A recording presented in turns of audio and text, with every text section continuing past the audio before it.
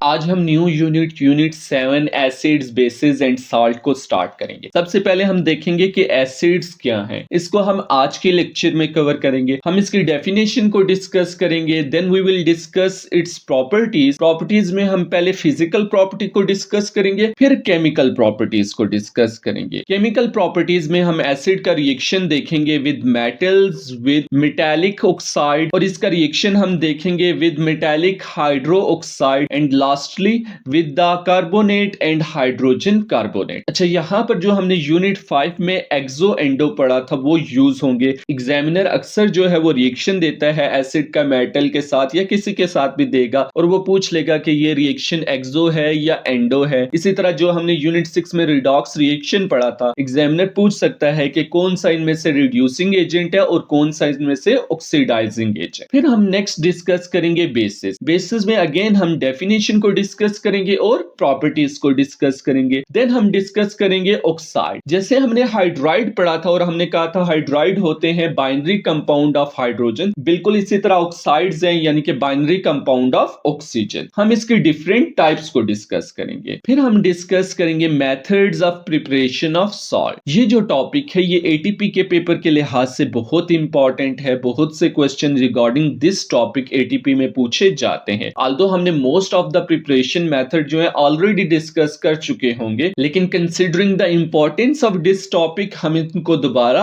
पढ़ेंगे। And lastly हम discuss करेंगे टेस्ट को। किसके लिए? सबसे पहले एनाइंस का टेस्ट देखेंगे, फिर कैटाइंस का test and finally test for gases को देखेंगे। अब ये भी एटीपी में अक्सर पूछे जाते हैं क्वेश्चन। ऑल्दो एटीपी के पेपर के एंड पे जो है सारे टेस्ट गिवन होते हैं, आप वहां से देखकर लिख सकते हैं। लेकिन इश्यू यहां पर आता है कि जब एमसीक्यू के पेपर में एग्जामिनर पूछता है तब आपके पास एटीपी वाला पेपर नहीं होता, इसलिए इनको दोबारा रीइंफोर्स करना इंपॉर्टेंट है, इनको रिमेंबर करना इंपॉर्टेंट है, ताकि एमसीक्यू वाले पेपर यानी पेपर 1 और पेपर 2 में अगर एग्जामिनर आपसे पूछता है तो आपको वो रिमेंबर हो और आप इजीली इनको सॉल्व कर सकें। हम अपने एक्चुअल टॉपिक की तरफ चलते हैं जो है एसिड। एसिड क्या है? इसको डिस्क्राइब करने के लिए डिफरेंट थ्योरीज हैं, आर्हेनियस की, ब्रॉन्स्टेड लोरी की, लीविस की, लेकिन हम इन सब को ओ लेवल में डिस्कस नहीं करते। हम सिंपली कहते हैं कि एसिड वो सब्सटेंस है जो H पॉजिटिव देता है जब वाटर में डिसॉल्व होता है, जैसा कि HCl है। HCl जब वाटर में डिसॉल्व होगा तो ये H पॉजिटिव आयन बनाएगा एंड Cl नेगेटिव आयन्स बनाएगा। चूंकि HCl ने H पॉजिटिव आयन बनाया जब वो वाटर में डिसॉल्व हुआ, इसलिए HCl क्या है? एसिड है। In reality H positive ions जो हैं वो सॉल्यूशन में फ्रीली प्रेजेंट नहीं होते। होता क्या है, जो वाटर होता है वो H पॉजिटिव आयंस को अपनी तरफ अट्रैक्ट करता है और वाटर के ऊपर चार्ज क्या बन जाता है? H positive. अब ये क्या बना? पहले H2O था, जब इसने H पॉजिटिव को अपनी तरफ अट्रैक्ट किया तो H3O पॉजिटिव बना। या हम कह सकते हैं कि HCl वाटर के साथ रिएक्ट किया, इसने क्या बनाया? H3O पॉजिटिव बनाया एंड Cl नेगेटिव आयंस बनाया। ये जो H3O पॉजिटिव है ये कैसे बना? ये जब वाटर H पॉजिटिव के साथ रिएक्ट किया तो H3O पॉजिटिव बना, जिसको हम क्या कहते हैं? हाइड्रोनियम आयन कहते हैं। इस एग्जांपल को अगर आप देखें तो HCl ने क्या किया? अपना H पॉजिटिव आयन वाटर को डोनेट किया। तो हम सिंपली भी कह सकते हैं एसिड वो सब्सटेंस है जो डोनेट करता है H पॉजिटिव को या प्रोटॉन को डोनेट करता है। हम H पॉजिटिव को प्रोटॉन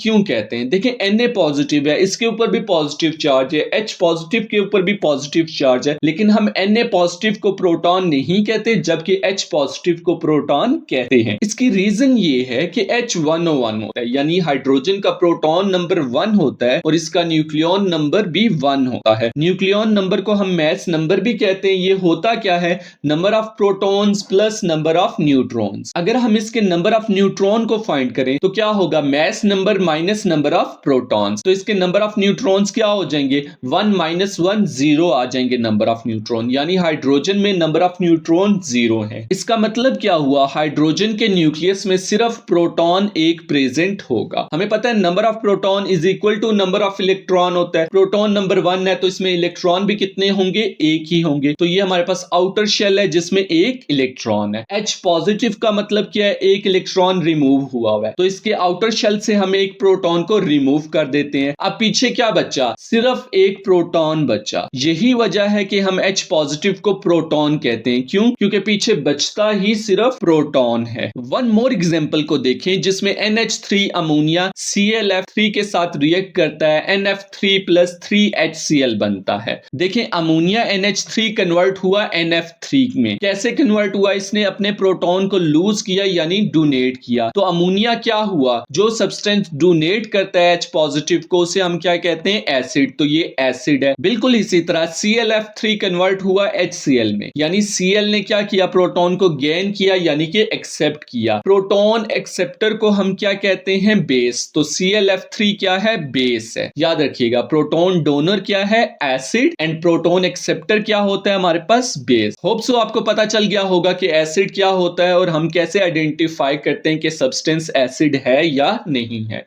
अब हम एसिड की उन कॉमन एग्जांपल को डिस्कस करते हैं जो हम मोस्टली ओ लेवल में यूज करते हैं।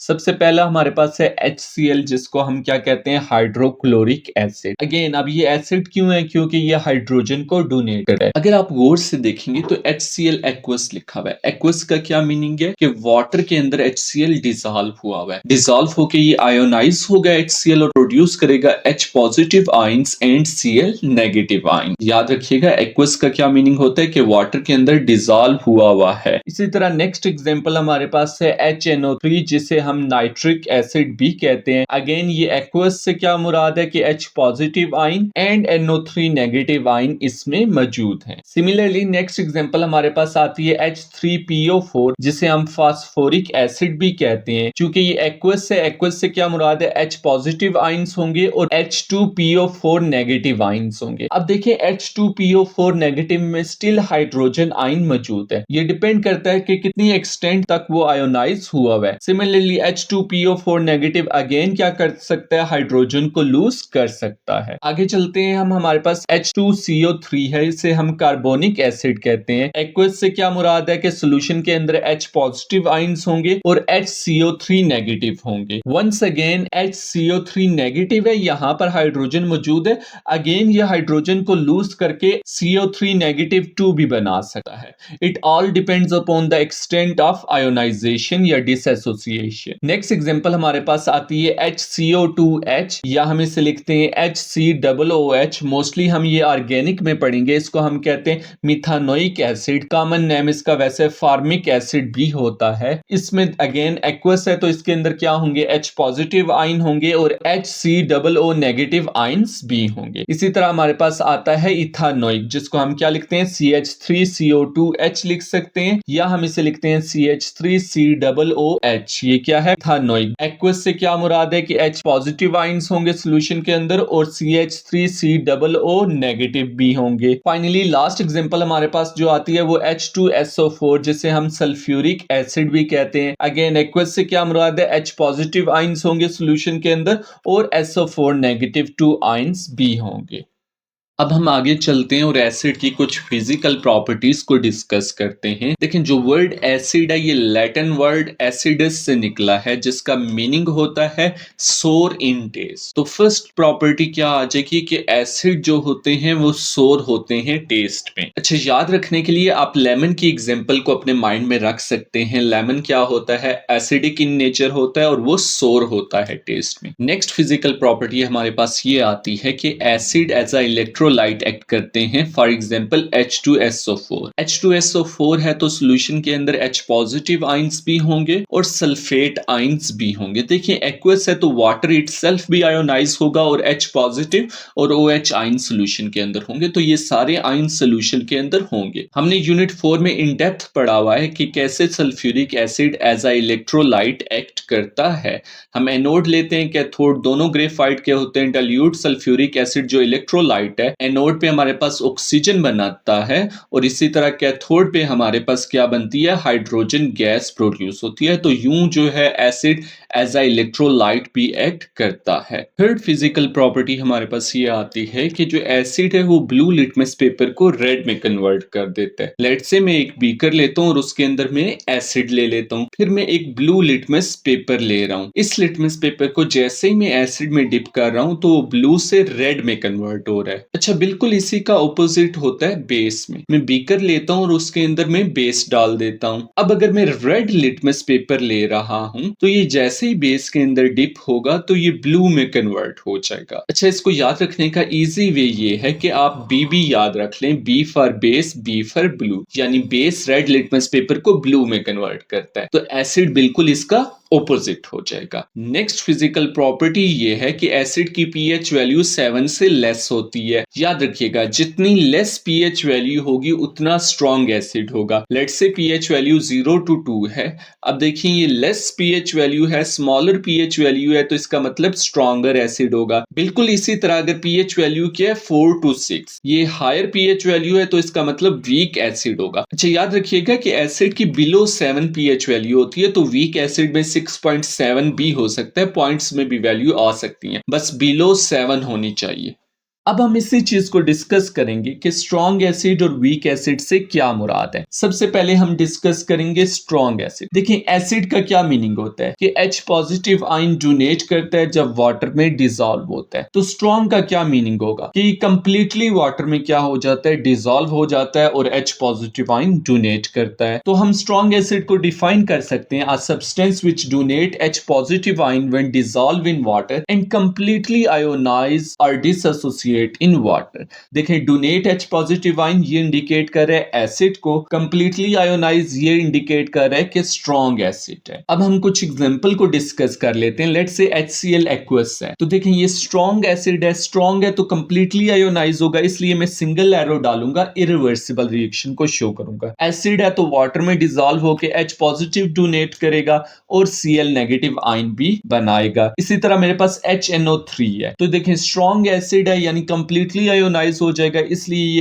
इरिवर्सिबल रिएक्शन होगा, तो मैं सिंगल एरो डालूंगा, एसिड H पॉजिटिव आयन बनाएगा और NO3 नेगेटिव आयंस बनाएगा। याद रखिएगा जब भी हम स्ट्रॉन्ग एसिड की आयोनाइजेशन इक्वेशन को लिखेंगे तो हम सिंगल एरो डालेंगे, इरिवर्सिबल रिएक्शन को शो करेंगे क्योंकि ये स्ट्रॉन्ग एसिड है। अच्छा, कुछ कॉमन एग्जांपल जो हम मोस्टली ओ लेवल में यूज कर रहे होते हैं स्ट्रॉन्ग एसिड की, पहली तो हमने HCl डिस्कस कर ली, हाइड्रोक्लोरिक एसिड, इसी तरह HNO3 भी है, नाइट्रिक एसिड, और last but not least is sulphuric acid H2SO4। ये हमारे पास कॉमनली स्ट्रॉन्ग एसिड है जो हम ओ लेवल में डिस्कस करते हैं। नेक्स्ट हम जिसे डिस्कस करेंगे वो है वीक एसिड। देखिए अगेन एसिड से क्या मुराद होती है कि ये वाटर में डिसॉल्व होगा और H पॉजिटिव आयंस को डोनेट करेगा। देखिए वीक से क्या मुराद है कि ये वीकली या पार्शियली डिसॉल्व होगा वाटर में। तो हम वीक एसिड को डिफाइन कर सकते हैं a substance which donate H positive ion when dissolve in water and partially ionise और डिसएसोसिएट इन वाटर। देखिए donate H positive ion indicate कर रहा है कि ये एसिड है, पार्शियली आयोनाइज्ड इंडिकेट कर रहा है कि ये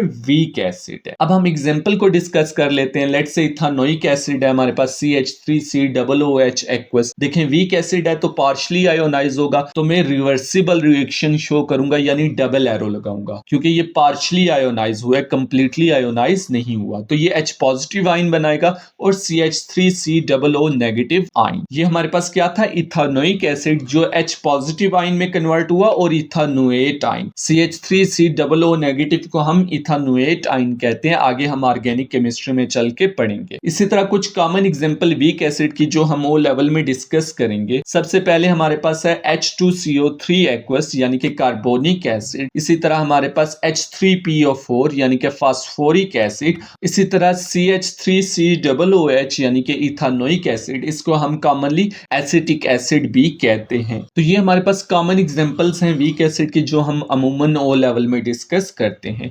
अब हम डिस्कस करेंगे केमिकल प्रॉपर्टीज ऑफ एसिड। हम यहाँ पर डिफरेंट केमिकल रिएक्शंस को स्टडी करेंगे एसिड के। सबसे पहला रिएक्शन हम देखेंगे मेटल का विद डाइल्यूट एसिड। तो आपने क्या करना है, एक मेटल सॉलिड हम ले लेंगे, कोई सा भी मेटल हो सकता है, एक्सेप्शन हमारे पास है Cu copper, Ag silver, Au gold और प्लैटिनियम। इनके अलावा आप कोई सा भी सॉलिड मेटल ले सकते हैं। उसको हम रिएक्ट करवाएंगे एसिड एक्वस के साथ। कोई सा भी एसिड हो सकता है लेकिन वो डाइल्यूट एसिड होना चाहिए। चाहिए। प्रोडक्ट हमारे पास क्या बनेगा, सॉल्ट एक्वस बनेगा प्लस हाइड्रोजन गैस बनेगी। तो ये हमारा ओवरऑल रिएक्शन होगा मेटल का विद डाइल्यूट एसिड के साथ। लेट्स से मैं एक बीकर लेता हूं और उसके अंदर मैं एसिड डाल देता हूं HCl जो कि डाइल्यूट है। अब ये चूंकि एक्वस है तो इसके अंदर क्या होंगे, हाइड्रोजन और क्लोराइड आयन होंगे। तो ये सोल्यूशन के अंदर हाइड्रोजन और क्लोराइड आयन है। तो मैं इसके अंदर एक मैग्नीशियम मेटल डालता हूं। देखिए मैग्नीशियम एक्सेप्शन में इंक्लूडेड नहीं है। एक्सेप्शन में क्या है, कॉपर, सिल्वर, गोल्ड और प्लेटिनियम है। और मैग्नीशियम वैसे ग्रुप 2 से बिलोंग करता है। क्योंकि मैग्नीशियम ग्रुप 2 से बिलोंग करता है, जैसे ये एसिड के अंदर डिप होगा तो मैग्नीशियम आयोनाइज हो गया, Mg पॉजिटिव 2 बनाएगा और 2 इलेक्ट्रॉन बनाएगा। ये 2 इलेक्ट्रॉन 2 हाइड्रोजन आयन के साथ मिलेंगे और क्लोराइड चूंकि नेगेटिव है तो वो मैग्नीशियम पॉजिटिव की तरफ मूव ऑन करेंगे। 2 इलेक्ट्रॉन और हाइड्रोजन आयन मिलकर हाइड्रोजन गैस बनाएंगे। क्योंकि ये गैस है तो ये क्या करेगी,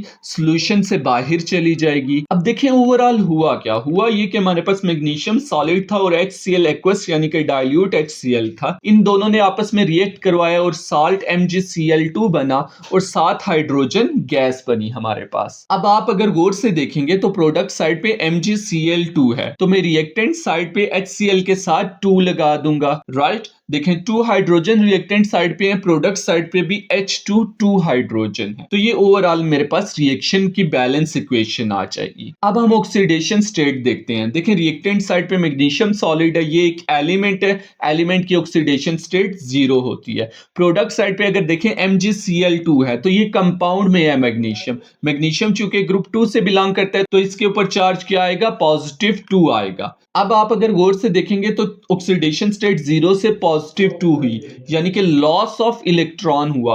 लॉस ऑफ इलेक्ट्रॉन को हम ऑक्सीडेशन कहते हैं। तो मैं कह सकता हूं मैग्नीशियम जो है वो ऑक्सीडाइज हुआ है, Mg पॉजिटिव 2 उसने बनाया है। ये रिएक्शन हमारे पास रिडॉक्स रिएक्शन है। क्यों, क्योंकि हमने यूनिट 6 लेक्चर 2 में पढ़ा था कि किसी भी बैलेंस्ड केमिकल इक्वेशन में अगर किसी एलिमेंट की ऑक्सीडेशन स्टेट चेंज होगी तो वो रिएक्शन हमारे पास रिडॉक्स रिएक्शन होगा। अब इस बात को हम कंफर्म भी कर सकते हैं। देखें रिएक्टेंट साइड पे HCl है, हाइड्रोजन कंपाउंड में है और हाइड्रोजन ग्रुप 1 से बिलोंग करता है तो इसकी ऑक्सीडेशन स्टेट पॉजिटिव 1 होगी। जबकि प्रोडक्ट साइड पे जो हाइड्रोजन है वो एक एलिमेंट है तो इसकी ऑक्सीडेशन स्टेट 0 होगी। देखिए ऑक्सीडेशन स्टेट पॉजिटिव 1 से 0 में चेंज हुई, यानी कि उसने इलेक्ट्रॉन को क्या किया, गेन किया। गेन ऑफ इलेक्ट्रॉन हमारे पास क्या होता है, रिडक्शन होता है, यानी कि H पॉजिटिव रिड्यूस हुआ है H2 में। तो देखें Mg क्या हुआ है, ऑक्सीडाइज हुआ है और हाइड्रोजन क्या हुआ है, रिड्यूस हुआ है। तो ये क्या है, एक रिडॉक्स रिएक्शन है, ऑक्सीडेशन रिडक्शन रिएक्शन है। अब हम आगे चलते हैं और इसी रिएक्शन की आयनिक इक्वेशन राइट करते हैं। देखिए Mg सॉलिड है तो बिल्कुल Mg सॉलिड बिल्कुल उसी तरह आ जाएगा। फिर है +2 HCl एक्वस। एक्वस है तो इसका मतलब आयोनाइज हुआ होगा, वाटर में डिसॉल्व हुआ होगा HCl। तो क्या आ जाएगा, H पॉजिटिव आ जाएंगे ions plus Cl negative ions आ जाएंगे। क्योंकि 2 HCl है तो इन दोनों के साथ भी क्या आएगा, 2 हाइड्रोजन आयन के साथ और 2 क्लोराइड आयन के साथ आ जाएगा। अब हम आगे चलते हैं और प्रोडक्ट को अगर देखें आप, MgCl2 एक्वस है। एक्वस है इसका मतलब वो वाटर में डिसॉल्व हुआ होगा, सॉल्यूशन बना होगा, Mg पॉजिटिव 2 आयंस आ जाएगा प्लस Cl नेगेटिव आयंस आ जाएगा। अब देखिए MgCl2 है, Cl2 है तो क्लोराइड आयन के साथ भी क्या आएगा, 2 आएगा, प्लस H2 गैसियस है तो प्लस H2 गैसियस उसी तरह आ जाएगा। अब देखें 2 क्लोराइड रिएक्टेंट साइड पे है, इसको हम कट कर देंगे क्योंकि 2 ही क्लोराइड प्रोडक्ट साइड पे हैं तो ये कैंसिल आउट हो जाएंगे। अब ये हमारे पास ओवरऑल इक्वेशन बन जाएगी। इस इक्वेशन को हम क्या कहते हैं, आयनिक इक्वेशन कहते हैं। अब अगर आप गौर से देखें तो क्लोराइड आयन ऐसे आयन थे जो रिएक्शन में तो मौजूद थे लेकिन उनमें कोई चेंजेस नहीं आई। तो ऐसे आयंस को हम क्या कहते हैं, स्पेक्टेटर आयंस। स्पेक्टेटर आयंस को हम कैसे डिफाइन करते हैं, ions which remained unchanged during the reaction.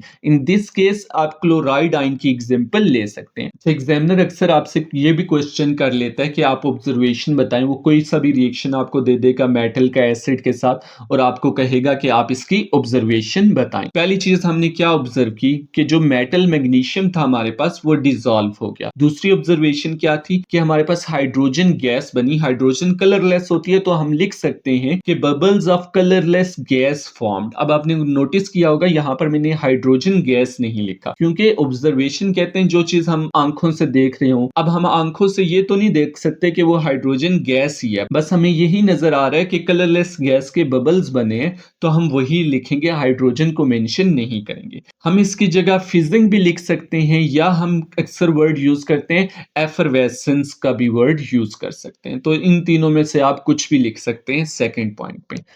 अब हम अपने नेक्स्ट रिएक्शन की तरफ मूव करते हैं, सेकंड रिएक्शन की तरफ, जो होगा between acid and base. Base की अगर हम स्पेसिफिकली बात करें तो ये मेटालिक हाइड्रोक्साइड है हमारे पास। तो क्या होगा, एसिड जब भी बेस से रिएक्ट करेगा तो हमारे पास साल्ट बनेगा और वाटर बनेगा। लेट्स से मेरे पास क्या है, एसिड है HCl, ये बेस NaOH के साथ रिएक्ट करता है तो हमारे पास साल्ट बनेगा। साल्ट बनाने के लिए हम एसिड से एनाइन लेंगे और बेस से एक मेटल आइन लेंगे, या आप कह सकते हैं केटाइन लेंगे। तो अब हमारे पास साल्ट क्या बनेगा, बेस से Na लिया हमने, एसिड से एनाइन Cl लिया, NaCl साल्ट बना, प्लस हमारे पास क्या आ जाएगा, वाटर लिक्विड फॉर्म में आ जाएगा। अब अगर मैं इसकी आयनिक इक्वेशन लिखूं तो देखें, एसिड क्या HCl एक्वस है, एक्वस है तो मैं आइंस की फॉर्म में लिखूंगा, H positive and Cl negative ions मेरे पास आ जाएंगे। बेस मेरे पास NaOH एक्वस है, एक्वस है तो अगेन आइंस की फॉर्म में लिखूंगा, Na positive plus OH negative आ जाएगा। साल्ट मेरे पास क्या बना, NaCl एक्वस बना, एक्वस है तो आइंस की फॉर्म में लिखूंगा, Na पॉजिटिव आ जाएगा प्लस Cl नेगेटिव आ जाएगा। देन मेरे पास क्या है, H2O लिक्विड, तो इसको बिल्कुल इसी तरह लिख दूंगा। देखें जो क्लोराइड है Cl नेगेटिव, वो इक्वेशन के दोनों साइड पे मौजूद है तो इस ये कैंसिल आउट हो जाएगा। बिल्कुल इसी तरह जो Na पॉजिटिव है वो भी इक्वेशन के दोनों साइड पे मौजूद है तो ये भी कैंसिल आउट हो जाएगा। पीछे मेरे पास क्या बचा है, H positive plus OH negative, ये मिलके क्या बना रहे हैं, मेरे पास H2O वाटर बना रहे हैं। अब अगर आप गौर से देखेंगे, जो हमारे पास एसिड H पॉजिटिव है उसको कंप्लीटली तौर पे उसके इफेक्ट को न्यूट्रलाइज कर दिया, OH नेगेटिव ने बिल्कुल खत्म कर दिया, इसलिए हम इस रिएक्शन को क्या कहेंगे, न्यूट्रलाइजेशन रिएक्शन। अब अगर आप गौर से देखेंगे तो एसिड को कंप्लीटली तौर पर न्यूट्रलाइज करने के लिए OH मेरे पास कितने रिक्वायर्ड है,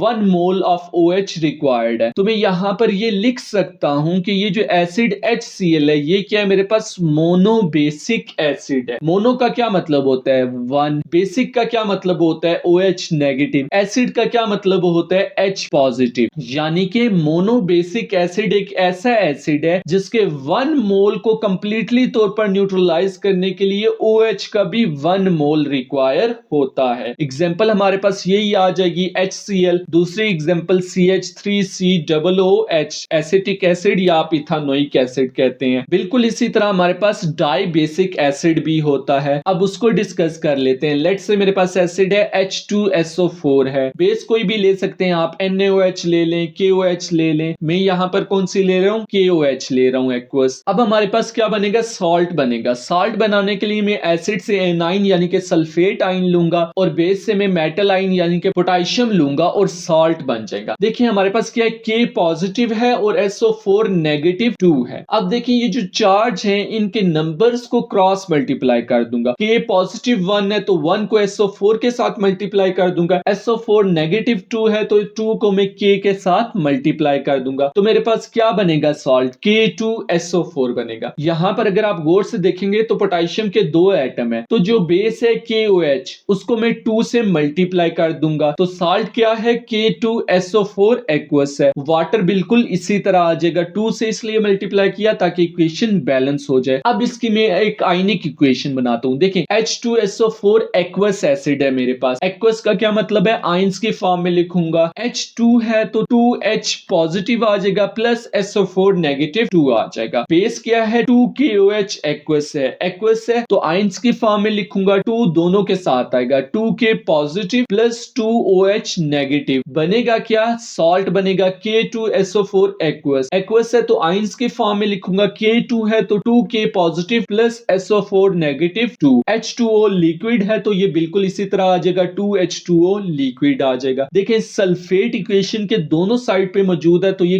कैंसिल आउट हो जाएगा। इसी तरह पोटेशियम, 2 पोटेशियम दोनों साइड पे मौजूद है तो ये दोनों कैंसिल आउट हो जाएंगे। पीछे मेरे पास क्या बचा, 2H positive plus 2OH negative, बनेगा क्या मेरे पास, 2H2O बनेगा। बनेगा। अगेन देखें एसिड के इफेक्ट को क्या कर दिया, बेस ने कंप्लीटली न्यूट्रलाइज कर दिया, तो ये रिएक्शन मेरे पास क्या है, न्यूट्रलाइजेशन रिएक्शन है। अब अगर गौर से आप एसिड को देखेंगे, H2SO4 को देखेंगे, तो उसको न्यूट्रलाइज करने के लिए OH के कितने मोल्स रिक्वायर हैं, 2 मोल्स रिक्वायर हैं। तो ये एसिड मेरे पास क्या होगा, डाई बेसिक एसिड। तो ये क्या है हमारे पास, die basic acid. Word di का क्या मतलब होता है, 2, बेसिक का क्या मतलब होता है, OH नेगेटिव, एसिड का क्या मतलब होता है, H पॉजिटिव। यानी कि अगर 1 मोल ऑफ एसिड को 2 मोल्स ऑफ OH रिक्वायर होंगे फॉर कंप्लीट न्यूट्रलाइजेशन, तो ऐसे एसिड को हम क्या कहेंगे, डाई बेसिक एसिड। याद रखिएगा ये बात, यहां पर स्पेसिफिकली OH आयन की हम बात कर रहे हैं, बेस की बात नहीं कर रहे। क्यों, क्योंकि अगर एसिड सेम ही हो और बेस हम MgOH2 ले रहे हैं, तो उस एसिड को न्यूट्रलाइज करने के लिए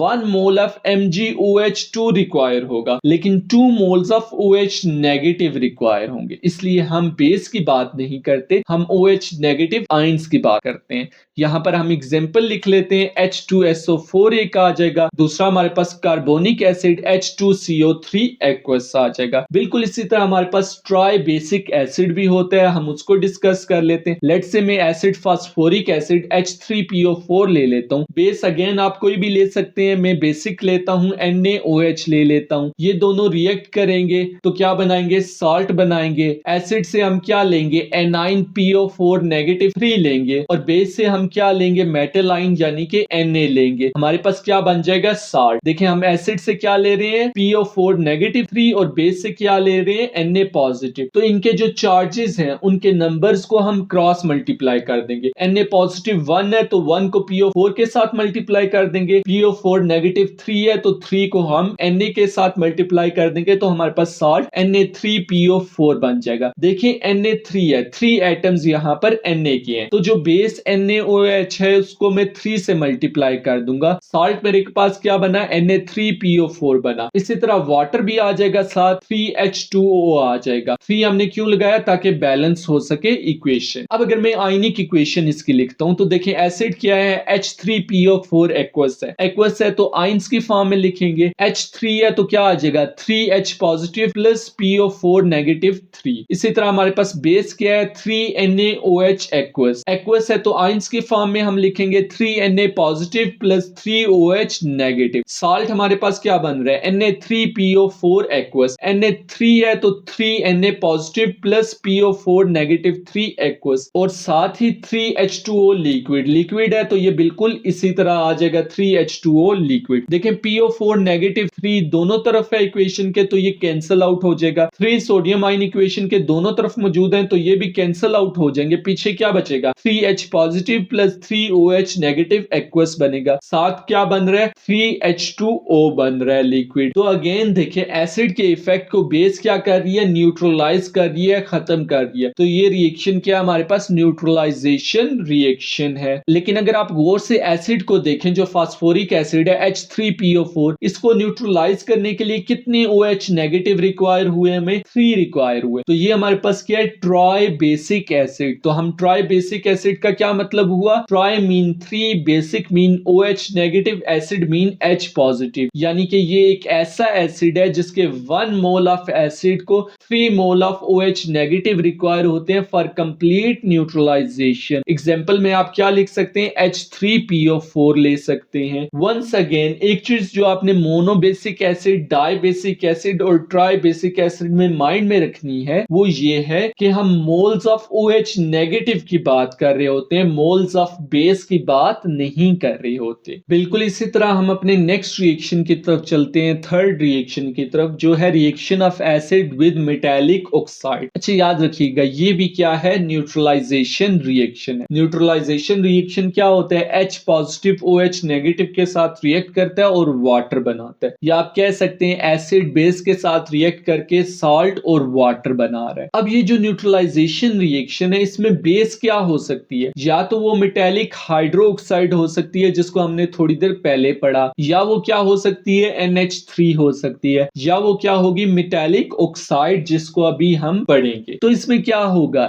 एसिड जो है वो मेटेलिक ऑक्साइड के साथ रिएक्ट करेगी। देखिए एसिड एक्वस फॉर्म में और मेटेलिक ऑक्साइड सॉलिड फॉर्म में, और क्या बनेगा हमारे पास, देखें वाटर लिक्विड फॉर्म में बनेगा और सॉल्ट एक्वस फॉर्म में होगा। लेट्स से मैं एक स्टैंड लेता हूं और उसके ऊपर मैं बीकर रखता हूं, बीकर के अंदर मैं क्या डाल देता हूं, एसिड डाल देता हूं। लेट्स से वो H2SO4 है। याद रखिएगा H2SO4 क्या होता है, कलरलेस होता है। तो ये एक्वस है, इसका मतलब आयंस की फॉर्म में होगा, यानी कि सल्फेट आयन सॉल्यूशन में होंगे और H पॉजिटिव आयंस होंगे। इसके अंदर मैं मेटालिक ऑक्साइड सॉलिड फॉर्म में डालता हूं। लेट्स से मैं कॉपर ऑक्साइड डालता हूं सॉलिड फॉर्म में। कॉपर ऑक्साइड का कलर क्या होता है, ब्लैक होता है। कॉपर ऑक्साइड को अगर मैं लिखूं तो कॉपर 2 ऑक्साइड लिखूंगा। 2 जो है वो ऑक्सीडेशन स्टेट को मेंशन कर रहा है कॉपर की। क्यों लिखा है, क्योंकि कॉपर ट्रांजिशन मेटल है। अब जैसे ही मैं इसको एसिड के अंदर डालूंगा तो कुछ भी नहीं होगा, ये सॉलिड फॉर्म में पड़ा रहेगा। लेकिन जैसे ही मैं क्या करता हूं, हीट करता हूं, हीट क्या करेगी, उसे एक्टिवेशन एनर्जी प्रोवाइड करेगी। तो ये सल्फेट और ये जो हाइड्रोजन आयन है ये कॉपर ऑक्साइड के साथ रिएक्ट करेंगे और क्या बन जाएगा, कॉपर सल्फेट बन जाएगा और वाटर बन जाएगा। कॉपर सल्फेट की वजह से ये कलर जो होता है कलरलेस नहीं रहता, ये ब्लू कलर का सॉल्यूशन बन जाता है। Again copper sulphate aqueous form में है, यानी कि आयंस की फॉर्म में, कॉपर पॉजिटिव 2 और सल्फेट नेगेटिव 2 की फॉर्म में होंगे। अब इसी को अगर मैं इक्वेशन के फॉर्म में लिखूं तो देखें एसिड क्या था H2SO4, उसने रिएक्ट किया CuO कॉपर ऑक्साइड के साथ। साल्ट हमारे पास क्या बना, कॉपर सल्फेट एक्वस और वाटर लिक्विड की फॉर्म में बना। अब हम इसकी आयनिक इक्वेशन लिखते हैं, but before writing ionic equation में आपको फ्यू रूल्स बता देता हूं फॉर राइटिंग आयनिक इक्वेशन। याद रखिएगा पहला रूल क्या है कि अगर वाटर रिएक्टेंट साइड पे प्रेजेंट होगा तो हम उसे H पॉजिटिव एक्वस और OH नेगेटिव एक्वस की फॉर्म में लिखेंगे। सेकंड, अगर कोई भी कंपाउंड एक्वस फॉर्म में है तो हम उसे डिसएसोसिएट कर देंगे केटाइन एक्वस में और एनाइन एक्वस में। थर्ड, अगर कोई भी सॉलिड लिक्विड या गैस की फॉर्म में होगा तो हम उसे डिसएसोसिएट नहीं करेंगे, हम बिल्कुल उसे वैसे ही लिख देंगे, आयन की फॉर्म में नहीं लिखेंगे। अब हम इसी रिएक्शन की आयनिक इक्वेशन लिखते हैं। देखिए H2SO4 एक्वस है, एक्वस है तो हम उसे केटाइंस और एनाइंस की फॉर्म में लिखेंगे। H2 है तो 2H positive plus SO4 negative 2 आ जाएगा। देखिए CuO सॉलिड है, सॉलिड है तो ये बिल्कुल इसी तरह आ जाएगा। इसी तरह हमारे पास प्रोडक्ट में क्या है, CuSO4 एक्वस है, एक्वस है तो आयंस के फॉर्म में Cu positive 2 plus sulphate negative 2, H2O liquid. देखिए ये प्रोडक्ट साइड पे है, रिएक्टेंट साइड पे नहीं है, तो ये बिल्कुल इसी तरह आ जाएगा, H2O लिक्विड आ जाएगा। देखें सल्फेट दोनों साइड पे हैं तो ये कैंसिल आउट हो जाएंगे। अब इसकी आयनिक इक्वेशन क्या बनेगी, 2H positive plus CuO solid बनेगा क्या, Cu positive 2 plus H2O liquid. तो ये हमारे पास क्या बन गई है, आयनिक इक्वेशन बन गई है। एग्जामिनर अक्सर आपको इनकम्प्लीट इक्वेशन दे देगा और कहेगा उसे कंप्लीट करें और आयनिक इक्वेशन भी उसकी लिखें। लेट्स से अगर ये इक्वेशन हमारे पास हो, MgO सॉलिड वो रिएक्ट कर रहे हैं HNO3 एक्वस के साथ। देखिए हमें ये तो पता है सॉल्ट और वाटर बनेगा। अब सॉल्ट को हम लिखेंगे कैसे, तो आप सबसे पहले बेसिक काम क्या करें, ऑक्सीडेशन स्टेट लिख लें। मैग्नीशियम कंपाउंड में है और ग्रुप 2 से बिलोंग करता है तो इसकी ऑक्सीडेशन स्टेट पॉजिटिव 2 है। ऑक्सीजन कंपाउंड में है तो इसकी ऑक्सीडेशन स्टेट नेगेटिव 2 होगी। HNO3 में हाइड्रोजन जो है वो कंपाउंड में है और ग्रुप 1 से बिलोंग करता है तो इसकी ऑक्सीडेशन स्टेट पॉजिटिव 1 होगी। NO3 की ऑक्सीडेशन स्टेट फिर क्या होगी, नेगेटिव 1 होगी। देखिए सॉल्ट बनाने के लिए बेस से हमें मेटल आयन यानी कि Mg रिक्वायर होगा और एसिड से हमें एनाइन यानी कि NO3 नेगेटिव रिक्वायर होगा। अब हम क्या करेंगे, इनके चार्जेस के जो नंबर हैं वो क्रॉस मल्टीप्लाई कर देंगे। Mg के ऊपर पॉजिटिव 2 है तो 2 जो है वो NO3 के साथ मल्टीप्लाई होगा, NO3 के ऊपर नेगेटिव 1 है तो 1 जो है वो Mg के साथ मल्टीप्लाई हो जाएगा। तो हमारे पास क्या आ जाएगा, MgNO3 2 आ जाएगा और साथ हम क्या लिख देंगे, H2O लिख देंगे, वाटर लिख देंगे। देखिए सॉल्ट के MgNO3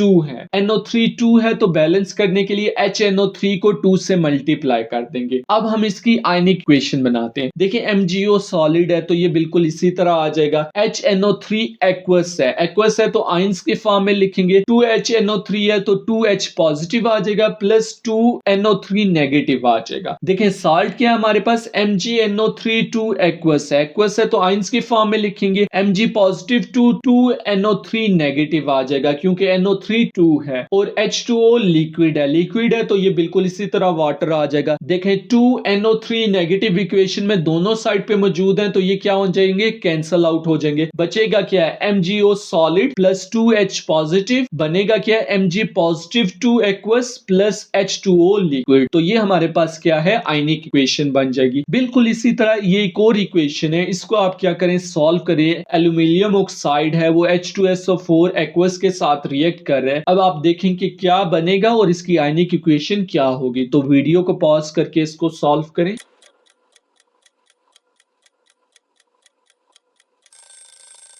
देखिए हमें ये तो पता है कि सॉल्ट और वाटर बनेगा। सॉल्ट कैसे बनेगा, तो सबसे पहले ऑक्सीडेशन स्टेट लिख देते हैं रिएक्टेंट के ऊपर। देखें Al2O3 है, O3 है तो 3 जो है ये किसका है, ये एल्यूमिनियम का है तो एल्यूमिनियम के ऊपर क्या आ जाएगा पॉजिटिव 3 चार्ज आ जाएगा। Al2 है तो ये 2 कहां से आया, ऑक्सीजन से आया तो ऑक्सीजन के ऊपर क्या आ जाएगा नेगेटिव 2 आ जाएगा। अब हम क्या देखते हैं H2SO4 को देखते हैं। हाइड्रोजन कंपाउंड में है, इसके ऊपर क्या चार्ज आएगा पॉजिटिव 1 आएगा और SO4 सल्फेट के ऊपर क्या चार्ज होता है नेगेटिव 2 होता है। अब हम सॉल्ट बनाते हैं। सॉल्ट बनाने के लिए हमें एसिड से एनाइन यानी कि सल्फेट चाहिए होगा और हमारे पास बेस से मेटल आइन यानी कि एल्यूमिनियम चाहिए होगा। इन दोनों के जो चार्जेस के नंबर है उनको क्रॉस मल्टीप्लाई कर देते हैं। एल्यूमिनियम के ऊपर पॉजिटिव 3 है, 3 सल्फेट से मल्टीप्लाई हो जाएगा। सल्फेट के ऊपर क्या चार्ज है नेगेटिव 2 जो है वो एल्यूमिनियम के साथ मल्टीप्लाई हो जाएगा। तो क्या बनेगा साल्ट Al2SO4 3 एक्वस बन जाएगा प्लस वाटर आ जाएगा। देखिए सॉल्ट में क्या है Al2 है, ऑक्साइड में भी Al2 है, लेकिन सॉल्ट में SO4 3 है तो हम एसिड को भी क्या करेंगे 3 से मल्टीप्लाई कर देंगे और वाटर को भी 3 से मल्टीप्लाई कर देंगे ताकि इक्वेशन क्या हो सके बैलेंस हो सके। अब हम आयनिक इक्वेशन इसकी राइट करते हैं। देखिए Al2O3 सॉलिड है तो ये तो बिल्कुल इसी तरह आ जाएगा, लेकिन 3H2SO4 एक्वस आ जाएगा तो इसको हम आयंस की फॉर्म में लिखेंगे। देखिए H2 है तो 3H2 क्या हो जाएगा 2 3 6 तो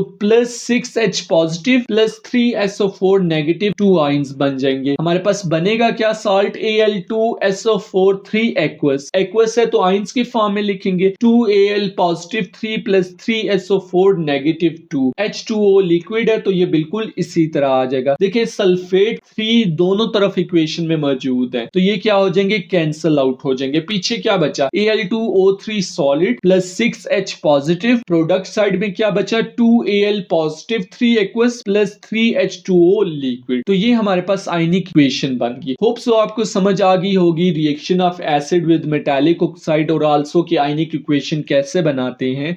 फर्दर हम आगे चलते हैं और फोर्थ रिएक्शन को डिस्कस करते हैं जो है reaction of acid with metallic carbonate और विद मेटालिक हाइड्रोजन कार्बोनेट। बात करें मेटालिक कार्बोनेट की, जो वर्ड कार्बोनेट है ये क्या होता है CO3 नेगेटिव 2। मेटालिक कार्बोनेट जो होते हैं वो वाटर में इनसॉल्युबल हैं। फ्यू एक्सेप्शन है जैसे कि अमोनियम कार्बोनेट हो गया, सोडियम कार्बोनेट हो गया या पोटेशियम कार्बोनेट हो गया। बाकी जितने मेटालिक कार्बोनेट्स हैं वो वाटर में इनसॉल्युबल हैं। बात करते हैं मेटालिक हाइड्रोजन कार्बोनेट की। मेटालिक हाइड्रोजन कार्बोनेट, ये जो वर्ड हाइड्रोजन कार्बोनेट है ये क्या होता है HCO3 नेगेटिव या हम बाइकार्बोनेट्स भी इन्हें कहते हैं। जितने भी मेटालिक हाइड्रोजन कार्बोनेट होंगे ये सारे के सारे वाटर में सॉल्युबल होंगे। अब हम देखते हैं रिएक्शन को। एसिड जो है वो रिएक्ट किससे करेगा, मेटालिक कार्बोनेट सॉलिड से या मेटालिक हाइड्रोजन कार्बोनेट एक्वस से। सॉलिड क्यों लिखा है मेटालिक कार्बोनेट, मोस्टली जो है इनसॉल्युबल होते हैं। मेटालिक हाइड्रोजन कार्बोनेट के साथ एक्वस क्यों लिखा है, क्योंकि मोस्टली जो होते हैं वो वाटर में सॉल्युबल होते हैं, इसलिए हम एक्वस सॉल्यूशन लेते हैं। ये रिएक्ट करके क्या बनाएंगे, हमारे पास सॉल्ट बनाएंगे प्लस वाटर बनाएंगे और साथ ही कार्बन डाइऑक्साइड गैस बनाएंगे। अब देखें ये जो कार्बन डाइऑक्साइड है इससे हमें क्या ऑब्जर्वेशन मिलेगी। पहले ऑब्जर्वेशन के फिजिंग होगी, दूसरी क्या होगी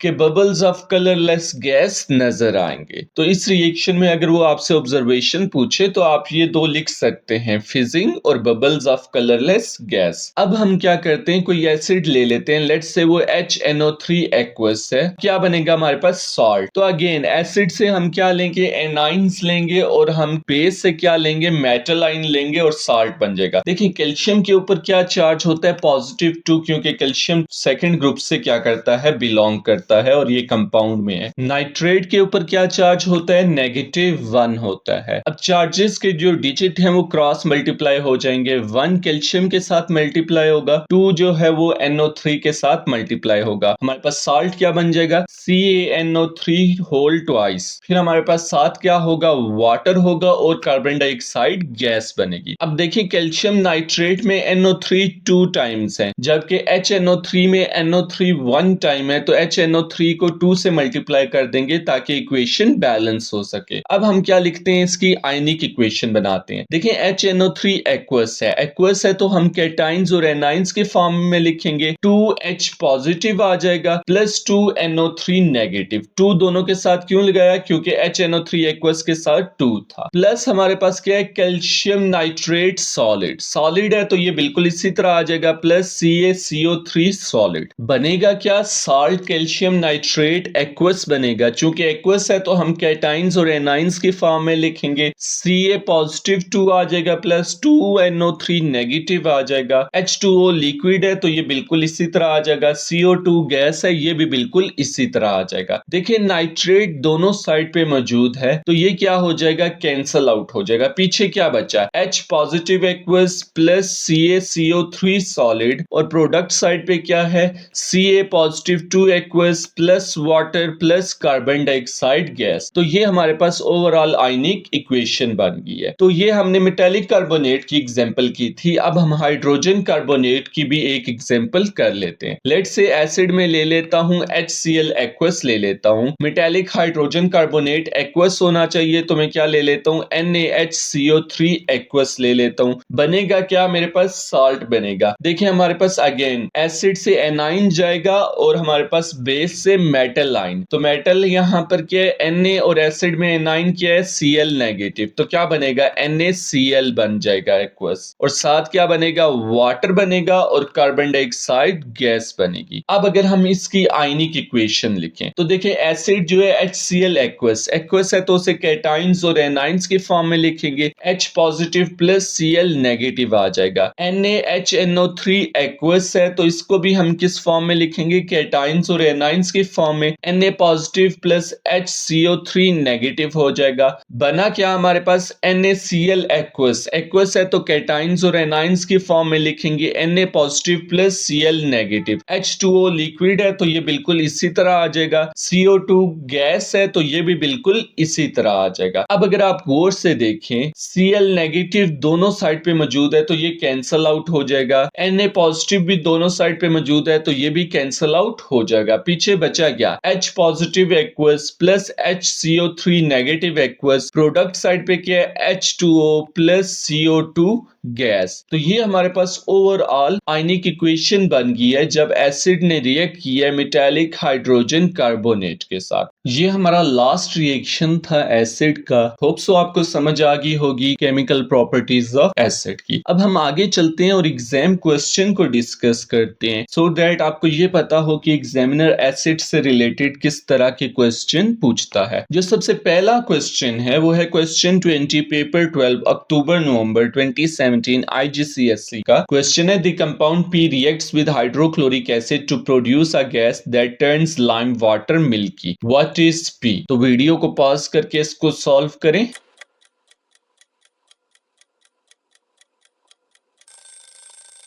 सबसे पहली बात लाइम वाटर क्या होता है? CaOH2 एक्वस होता है, ये मिल्की टर्न होता है। तो इसको मिल्की टर्न कैसे किया जाता है? जब कार्बन डाइऑक्साइड इसमें डिसॉल्व होती है लाइम वाटर में, तो ये मिल्की हो जाता है। अब देखिए, ये हाइड्रोक्लोरिक एसिड का तो केमिकल फार्मूला आपको पता होगा HCl। अब इसमें तो कार्बन मौजूद नहीं है, तो वो वाला कंपाउंड क्या बना सकता है? कार्बन डाइऑक्साइड बना सकता है जिसमें कार्बन और ऑक्सीजन मौजूद होगी। ये केमिकल फार्मूलाज हैं सबके, इनमें देखें किस में कार्बन और ऑक्सीजन दोनों मौजूद हैं। तो एक ही कंपाउंड हमारे पास है जिसमें कार्बन और ऑक्सीजन दोनों मौजूद हैं, वो है सोडियम कार्बोनेट। तो सोडियम कार्बोनेट हमारा करेक्ट ऑप्शन है। वैसे भी जो हमने फोर्थ रिएक्शन डिस्कस किया था एसिड का, उसमें क्या था कि जब भी एसिड किससे रिएक्ट करेगा, मेटालिक कार्बोनेट्स के साथ या मेटालिक हाइड्रोजन कार्बोनेट के साथ, तो कार्बन डाइऑक्साइड प्रोड्यूस होगी। इसलिए भी हमारा क्या है? ऑप्शन ए करेक्ट है। इस तरह भी आप गेस कर सकते हैं। हम नेक्स्ट क्वेश्चन की तरफ चलते हैं। क्वेश्चन 2-3 पेपर 12 अक्टूबर नवंबर 2017 GCE का है। क्वेश्चन है, a household cleaning compound is used to remove calcium carbonate from the bathroom surfaces. The compound react with calcium carbonate to form soluble salt, carbon dioxide and water. What is the pH of this cleaning compound? तो video को pause करके इसको solve करें।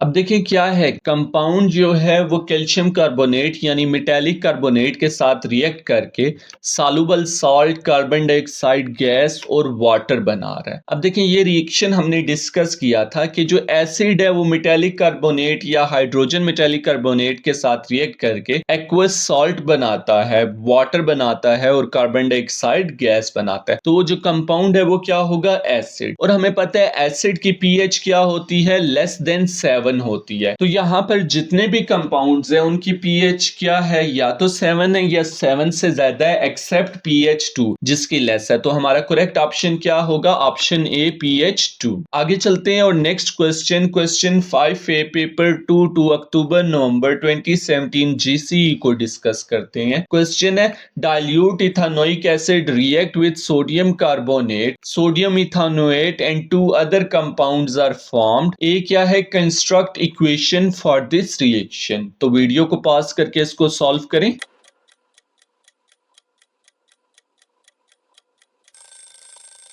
देखिए, ये बहुत easy है। Dilute ethanoic acid यानी कि एसिड है, रिएक्ट किससे कर रहा है? Sodium carbonate. सोडियम मेटल है तो मेटालिक कार्बोनेट है। तो हमने रिएक्शन 4 डिस्कस किया था एसिड का विद मेटालिक कार्बोनेट के साथ। क्या बन रहा था हमारे पास? सॉल्ट, वाटर और कार्बन डाइऑक्साइड बन रहा है। देखिए, सॉल्ट भी ऑलरेडी उसने दिया हुआ है, सोडियम इथानोएट, तो ये भी आपको डिराइव करने की जरूरत नहीं है। दूसरे दो कंपाउंड क्या होंगे? वाटर और कार्बन डाइऑक्साइड होंगे। तो मैं यहां पर लिख सकता हूं डाइल्यूट इथानोइक एसिड, यहां पे CH3COOH है, प्लस सोडियम कार्बोनेट NO2CO3 है। ये रिएक्ट करके क्या बना रहे हैं? हमारे पास सोडियम इथानोएट बना रहे हैं, प्लस वाटर है और प्लस कार्बन डाइऑक्साइड गैस है। अब हम क्या करते हैं? इस इक्वेशन को बैलेंस करते हैं। देखिए, ये हमारे पास क्या है? इथानोइक एसिड है, एक्वस है, तो कौन कौन से आइंस होंगे? H पॉजिटिव होंगे और CH3COO नेगेटिव होंगे। लास्ट टाइम भी हमने डिस्कस किया था कि CH3COO नेगेटिव को हम ऑर्गेनिक केमिस्ट्री में डिस्कस करेंगे। ये क्या होता है? इथानोएट आयन होता है। अब देखिए, H पॉजिटिव एक ही है रिएक्टेंट साइड पे,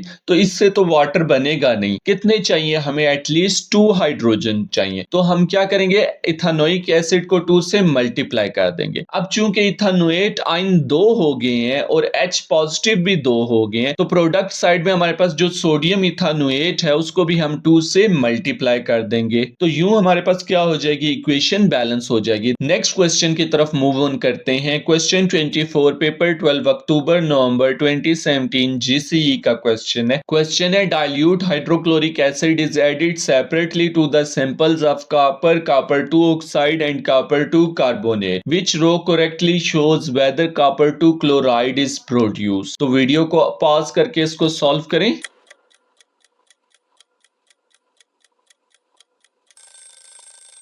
देखें टिक से क्या मुराद है, कॉपर क्लोराइड प्रोड्यूस हो रहा है और क्रॉस से कॉपर क्लोराइड नहीं प्रोड्यूस हो रहा। क्वेश्चन में फर्स्ट उसने क्या ऐड किया, हाइड्रोक्लोरिक एसिड में कॉपर, तो यानी कि एसिड में उसने मेटल ऐड किया। तो हमने रिएक्शन पढ़ा था मेटल का एसिड के साथ, लेकिन हमने फ्यू एक्सेप्शन पढ़ी थी। क्या थी, कॉपर, सिल्वर, गोल्ड और प्लैटिनियम। अब चूंकि कॉपर है तो ये साल्ट नहीं बनाएगा। अगर कॉपर की जगह कोई और मेटल होता, इन एक्सेप्शन की बजाय कोई और मेटल होता तो सॉल्ट बन जाता। तो ऑप्शन ए जो है वो शो कर रहा है कि कॉपर क्या बना रहा है, सॉल्ट बना रहा है, कॉपर क्लोराइड बना रहा है। तो ये क्या है, क्रॉस है। इसी तरह ऑप्शन सी जो है हमारे पास, वहां पर भी शो कर रहा है कि कॉपर क्लोराइड कॉपर बना रहा है। तो ये भी क्या हो गया, रॉन्ग हो गया। अब नेक्स्ट हम देखते हैं कॉपर ऑक्साइड को। कॉपर ऑक्साइड किससे रिएक्ट कर रहा है, हाइड्रोक्लोरिक एसिड। तो क्या एसिड रिएक्ट कर रहा है मेटालिक ऑक्साइड के साथ। तो ये रिएक्शन हमने पढ़ा था, इसमें क्या बनता है, सॉल्ट और वाटर बनता है। अब अगर आप ऑप्शन बी और डी को देखेंगे तो दोनों में क्या है, सॉल्ट प्रोड्यूस हो रहा है कॉपर ऑक्साइड की केस में। तो ये दोनों क्या है, करेक्ट है। अब हम देखते हैं कॉपर कार्बोनेट यानी कि मेटालिक कार्बोनेट का रिएक्शन किससे हो रहा है, हाइड्रोक्लोरिक एसिड से हो रहा है। तो ये भी रिएक्शन हमने डिस्कस किया था, मेटालिक कार्बोनेट का एसिड से हो या मेटालिक हाइड्रोजन कार्बोनेट का हो, बोथ केसेस में क्या प्रोड्यूस होता है, हमारे पास सॉल्ट प्रोड्यूस होता है। जबकि ऑप्शन बी को देखेंगे तो यहां पर ये क्या कह रहा है कि कॉपर क्लोराइड सॉल्ट प्रोड्यूस नहीं हो रहा। तो ये रॉन्ग है। जबकि डी में वो बता रहा है कि कॉपर क्लोराइड सॉल्ट प्रोड्यूस हो रहा है। तो डी क्या है, करेक्ट आंसर है। नेक्स्ट क्वेश्चन की तरफ चलते हैं। Question 19 paper 2 May June 2017 IGCSE का है। क्वेश्चन है which statements about weak acid such as ethanoic acid are correct. तो वीडियो को पॉज करके इसको सॉल्व करें।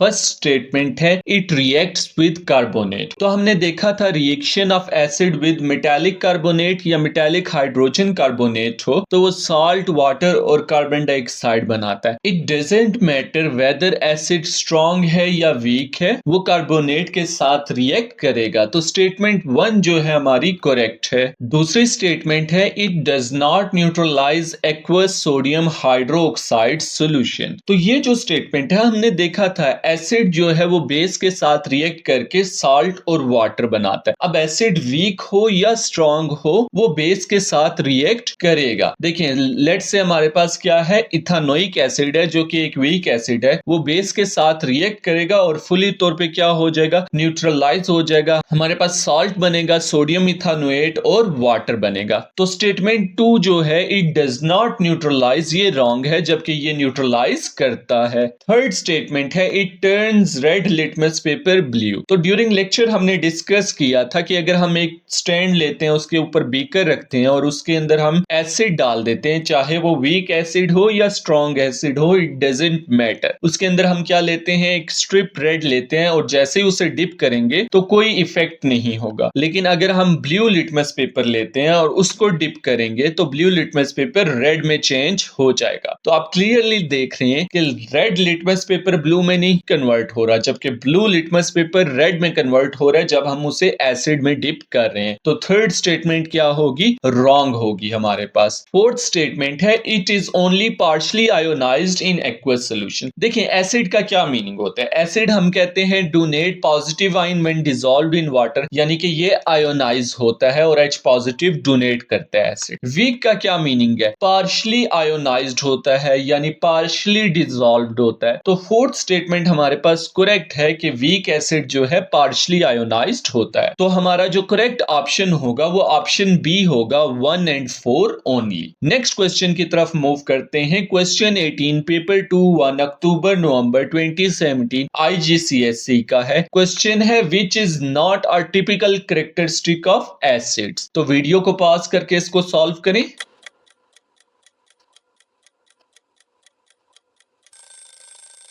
अगर आप क्वेश्चन पे फोकस करेंगे तो वो कह रहे हैं not typical characteristic. Option A को अगर देखें, they react with alkalis producing water, तो हमें पता है एसिड बेस के साथ क्या करते हैं, रिएक्ट करते हैं, साल्ट बनाते हैं और वाटर बनाते हैं। तो स्टेटमेंट ए जो है वो करेक्ट है, लेकिन ऑप्शन रॉन्ग होगा क्योंकि हमने जो कैरेक्टरिस्टिक नहीं है वो फाइंड आउट करनी है। बी है they react with all metals producing hydrogen, तो हमने देखा था जब भी एसिड मेटल के साथ रिएक्ट करेगा साल्ट और हाइड्रोजन बनेगी, लेकिन सारे मेटल के साथ रिएक्ट करके हाइड्रोजन प्रोड्यूस नहीं होती क्योंकि कुछ एक्सेप्शन है, जैसा कि कॉपर, सिल्वर, गोल्ड और प्लेटिनियम। तो ये जो ऑल मेटल्स लिखा हुआ है ये स्टेटमेंट करेक्ट नहीं है, लेकिन ऑप्शन ये करेक्ट है। सी को अगर आप देखेंगे, they reacts with carbonates producing carbon dioxide, तो हमने लेक्चर में डिस्कस किया था कि एसिड मेटालिक कार्बोनेट या मेटालिक हाइड्रोजन कार्बोनेट के साथ रिएक्ट करके साल्ट, वाटर और कार्बन डाइऑक्साइड बनाता है। तो ये स्टेटमेंट तो करेक्ट है, लेकिन ये ऑप्शन क्या हो जाएगा, रॉन्ग। डी ऑप्शन है they turns blue litmus paper red. अगर हम स्टैंड लें और उसमें बीकर रखें, बीकर के अंदर हम एसिड डाल देते हैं, जब हम ब्लू लिटमस पेपर को इस पे डिप करेंगे तो वो देखें किस में कन्वर्ट हो रहा है, रेड में कन्वर्ट हो रहा है। तो आप सिंपल याद रखने के लिए बीबी याद रख लें, base turns blue, B for base, B for blue, base turns blue. BB याद रखने से इजीली आपको बेस का पता चल जाएगा और उसका रिवर्स जो है एसिड के लिए, बेस ब्लू में कन्वर्ट होता है तो एसिड रेड में, तो एसिड बिल्कुल जो है ब्लू लिटमस पेपर रेड में कन्वर्ट हुआ है। तो ये स्टेटमेंट करेक्ट है, लेकिन ऑप्शन रॉन्ग है। नेक्स्ट हम चलते हैं क्वेश्चन की तरफ। क्वेश्चन 20 पेपर 12 में जून 2017 जीसीई का है। क्वेश्चन है which statement about weak acid is correct. तो हमने वीक एसिड के बारे में बताना है कौन सी स्टेटमेंट करेक्ट है। वीडियो को पॉज करके इसको सॉल्व करें।